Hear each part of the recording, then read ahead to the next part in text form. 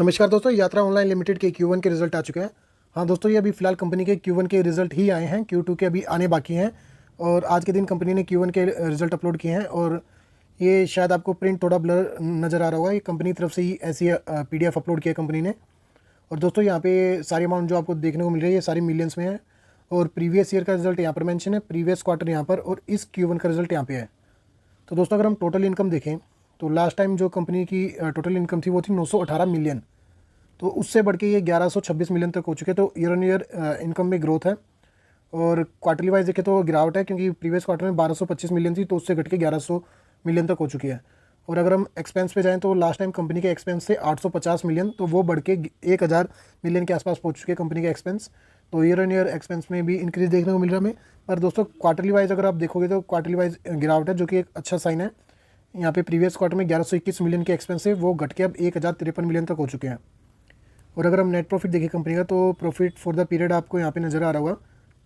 Last time company के 58 million के net profit था, तो अभी फ़िलहाल स्टेबल ही है 59.93, आप 60 मिलियन कह सकते हो। तो थोड़ा सा हल्का सा इंक्रीज़ है नेट प्रॉफिट में। और क्वार्टरली वाइज देखें तो काफ़ी बड़ी गिरावट है, 90 मिलियन से सीधा 60 मिलियन नेट प्रॉफिट हो चुका है। और दोस्तों अगर EPS पे ध्यान देखें तो EPS भी उस हिसाब से 0.52 जो लास्ट टाइम था वो अभी फ़िलहाल सेम मेंटेन है, 0.52 ही है। प्रीवियस ईयर भी इतना ही था और अभी के टाइम पे भी इतना ही है। प्रीवियस क्वार्टर में बल्कि ज़्यादा था, 0.78। तो क्वार्टरली वाइज EPS डिक्रीज़ हो चुका है और ईयर ऑन ईयर सेम है EPS। और अगर कंपनी के बारे में थोड़ा डिटेल से देखें हम, और दोस्तों आज के दिन शेयर का प्राइस 143 पे ट्रेड कर रहा था और 5% की एक नेगेटिव क्लोजिंग आई है। और ड्यूरिंग द मार्केट आज कंपनी ने अपने रिजल्ट पेश किए थे और उसी टाइम से शेयर में गिरावट देखने को मिली हमें। और इसका मार्केट कैप सिर्फ अभी 2200 करोड़ है, स्टॉक का P 300 है। तो एक ओवर वैल्यूड स्टॉक आप कह सकते हो। 143 पे अभी ये ट्रेड कर रहा है, तो यहाँ से 50 पे आ जाए तो कोई बड़ी बात नहीं है दोस्तों, बिल्कुल आ सकता है, क्योंकि ओवर वैल्यूड है यहाँ से ये। और अगर हम इसका बैलेंस शीट देखें तो 2019 से लेकर अभी तक सेल्स पे ध्यान दें तो 845 करोड़ की पहले सेल्स थी, वो अगले साल घट के 673, फिर 125, फिर थोड़ा सा जंप 198, अब 380। तो सेल्स भी दोस्तों ऐसी कोई खास सेल्स नहीं है कंपनी की।